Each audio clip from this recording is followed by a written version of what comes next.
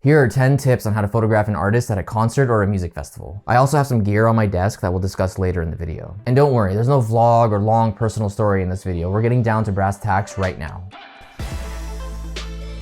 We'll start with the most controversial tip first, shooting for free in order to build your portfolio. The reason this is controversial is because you shouldn't be working for free regardless of whatever job it is that you're doing. And with the time it takes to drive to the venue, the time it takes to shoot the actual show and edit the photos afterwards, and with how expensive gear is, doing all of this for free just doesn't make sense. But nobody's gonna hire you unless you have a body of work in the form of a portfolio to show what you're capable of. And that's when you're put in between a rock and a hard place. How do you build a portfolio if you don't have access to the photo pit or backstage? How do you build a portfolio if you can't bring your camera inside of the venue? Well, that's where the controversy comes in, because unless you know people in high places, you're gonna have to start small and shoot for free. Now, there are a lot of ways to go about this next part, and it's really up to what works best for you and what's available to you in your area. What I mean by starting small is to find local bars or clubs or even venues that have smaller artists performing every week and reaching out to either the venues or the artists themselves and offer to photograph them for free. Another method of shooting for free that might give you the opportunity to shoot bigger artists is joining a publication or a radio station. I personally was part of around 4 or 5 publications, including my university's radio station, a couple magazines, and even a news outlet. By reaching out on the publication's behalf, you have a better chance of getting a media pass at pretty much any size show, including arenas. 99% of the time, you will be limited to only shooting the first 3 songs at these shows, so keep that in mind as well. That said, shoot as many people as you can at these shows, and meet as many people in the industry as you can as well. Yes, you will be shooting for free, but this is the optimal time where you'll be focusing on building your portfolio and your network.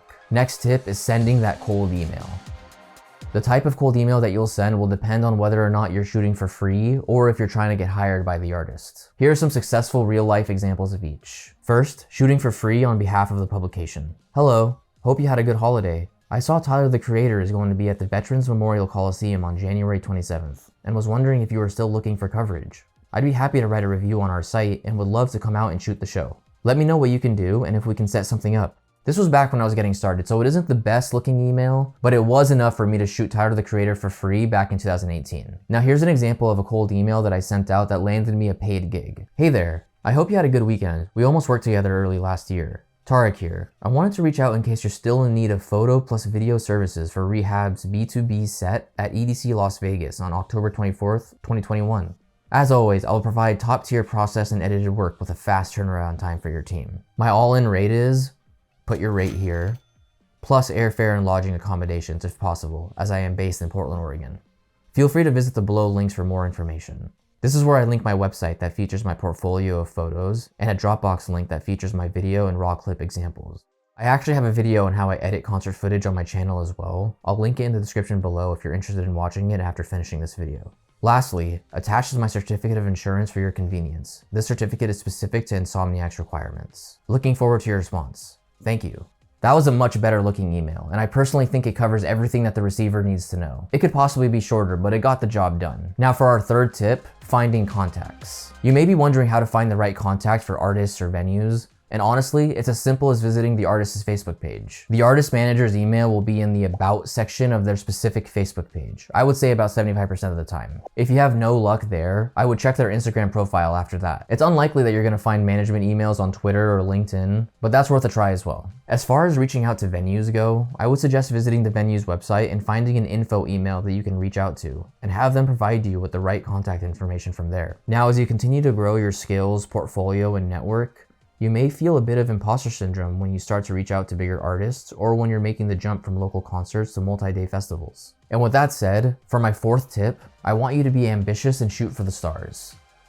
Remember that email to Rehab's manager that I just showed you? I initially got rejected on that offer, and I did feel overly ambitious anyway, since his set was basically closing down the main stage at one of the biggest festivals in the world. But after their photographer couldn't make it, their management reached back out to me the night before, and I ended up closing out main stage at EDC Las Vegas with an EDM legend. So if you want something, do the work and speak up. Kind of like how I want you to subscribe if you're finding value in this video so far. But the main point that I'm trying to make is that closed mouths don't get fed. So once you reach a certain point in your music photography career, don't hesitate and send off that cold email. Now for tip number 5, there's one last part of the cold email that I would like to discuss, and that's a certificate of insurance or the COI.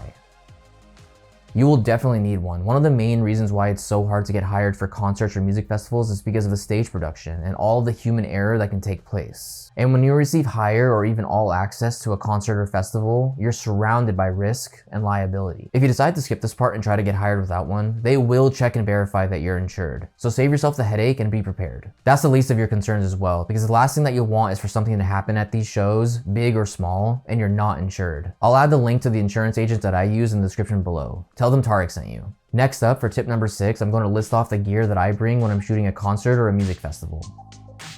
Starting with my camera body, the Sony a7R III. Full frame cameras like that one are going to be the standard for live music photography because of their low light capabilities. Another controversial opinion that you'll hear is that gear doesn't matter, but if you truly want high quality images with less limitations, consider investing in a full frame camera rather than a crop sensor camera. It doesn't have to be Sony. Next up, the camera won't do anything without lenses. My general music photography kit includes a trifecta of lenses: a ultra wide or fisheye lens, a mid-range 24-70mm, and a telephoto zoom lens. My go-to lens is always the wider option, especially if I'm at a festival. In this example, I'm using a fisheye to capture the crazy production of this massive stage. My second favorite lens is the telephoto zoom lens. Not only can you capture unique and tight-looking shots like this one, but it also allows you to shoot from farther back in the crowd, which can help create a more packed, energetic atmosphere in your photos and videos. The option I use the least is my mid-range 24-70. For me, this lens is used as a backup in the unlikely situation my wide-angle lens stops working or breaks. Don't get me wrong, your mid-range option will cover your wide shots and is still a great versatile option when you're shooting shows. But I think since I mostly shoot EDM, having the shot be super wide or tight is generally what I aim for.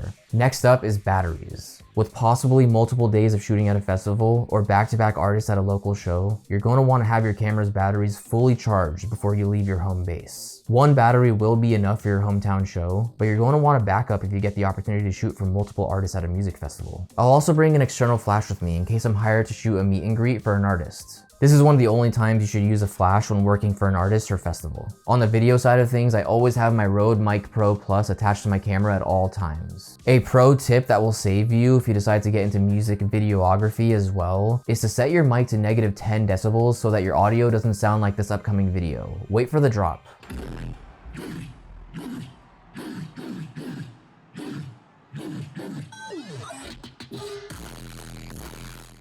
Other gear that I brought with me is this monopod and this remote shutter that connects to my camera so I can capture photos from high above the crowd. For editing, I use Lightroom, Photoshop, and Premiere Pro all on my MacBook Pro. You also can't forget about accessories like this hard drive and memory card reader and my headphones to edit video. Also, I haven't used it yet, but I would really like to use my new drone at a music festival one day. If I end up doing it, I'll link to the YouTube video or the Instagram post in the description below. And lastly, this may not fall under gear, but at every show, make sure you're wearing earplugs. One time I was at an electronics show and I was standing right next to the speaker when the bass dropped, and this is what I heard. And now for tip number 7, be professional. When you're first getting in the concert photography world, you want to be respectful of other creatives around you and the access that you're granted. You also want to make sure to always be on time, if not early, to your gigs. Punctuality is the best way to show that you're engaged and care about your work right off the bat. Mastering punctuality is well worth your time, especially if you have to shoot multiple artists in one day. Another professional tip that goes without say is checking your emails multiple times before sending them. By double checking every email and making sure that it's for sure what you wanted to send, you'll be on your way to developing a more professional identity and brand that will last throughout your concert photography career. Also, don't be like me. I sent out a few emails last month that still had 2021 in the subject line, so make sure to proofread your emails and your subject lines. Moving forward, part of being professional means understanding your assignment and knowing what to focus on.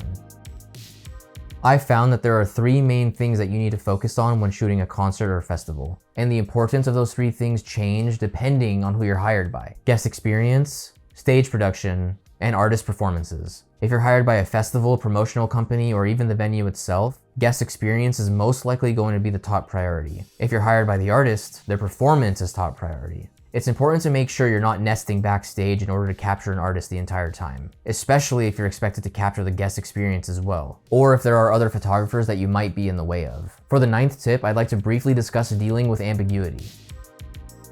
You can have every credential on you and still get stopped by security. You could have the perfect schedule and you might get stuck in traffic due to an accident on the highway. Point is, things are bound to go wrong at every step of the concert photography journey. So expect nothing, have a little grit to get you through those stressful moments, and have fun. You're photographing live music after all. And now for the final tip, being able to shoot in low light and having a passion for photography and videography.